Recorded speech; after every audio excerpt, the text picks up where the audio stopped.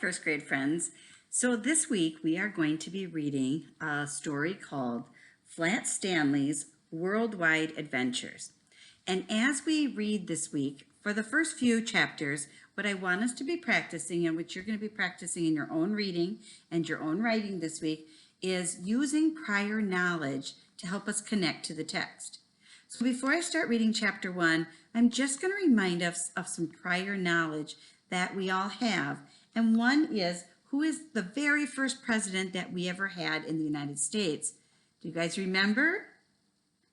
George Washington. Do you remember that book about George and Martha that we read together when we were in school? So that helps you know that George Washington was the first president of the United States.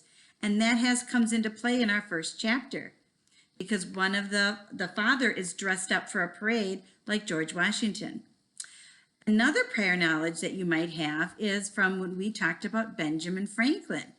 We all know because our school is called Ben Franklin Elementary. So we studied about Benjamin Franklin and we learned a lot of things about him. So our prior knowledge about Benjamin Franklin can help us understand that one of the characters is going to dress up as Benjamin Franklin. And Benjamin Franklin helped discover electricity using a kite and a key.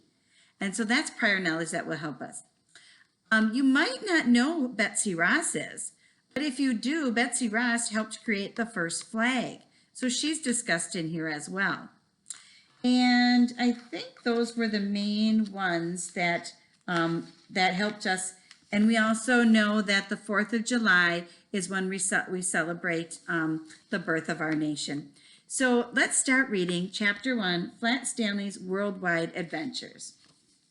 Oh, I know what it was, first graders. Who is Flat Stanley? Flat Stanley is a character, and he has a whole section of books, and he was flattened by a bulletin board. So he's a little boy that's only half an inch thick. Okay, here we go. Stars and Stripes.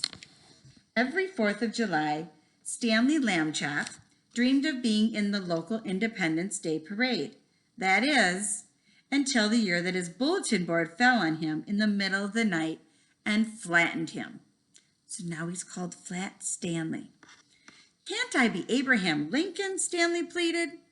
Moments before the parade was about to begin, he found himself sitting in the center of the Grammar Society float, with his legs folded tightly to his chest.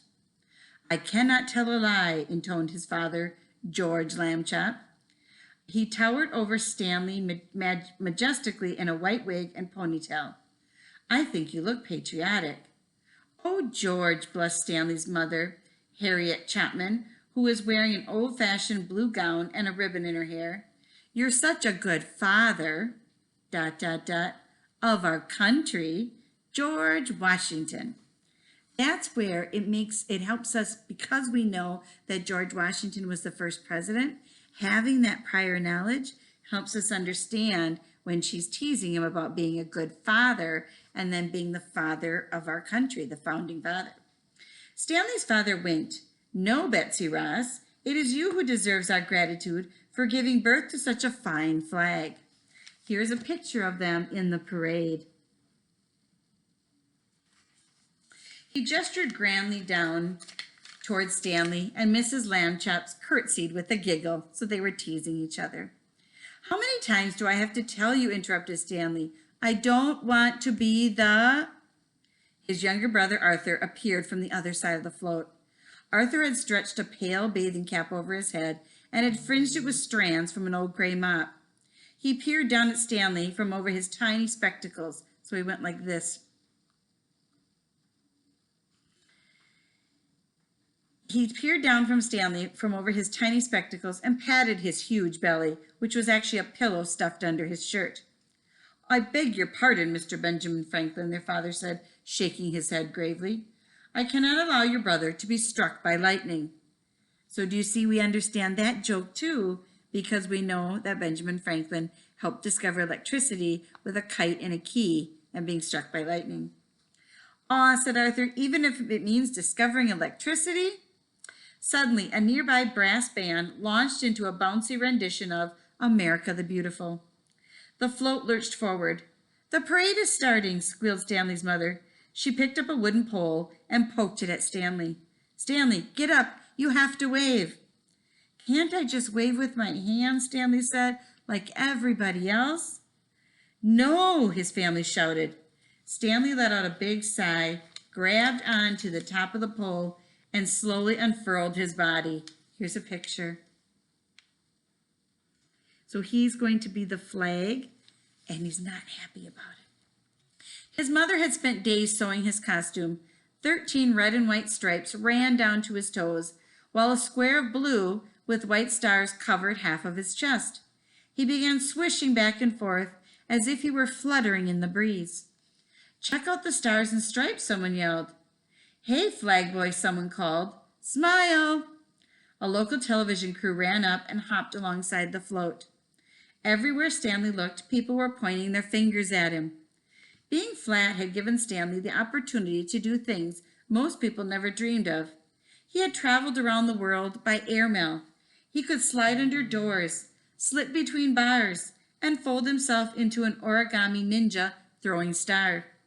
He had served as a cape used by the great matador Carmen del Junco in Mexico, and performed with the aerobatic twins known as the Flying Chinese Wonders in Beijing.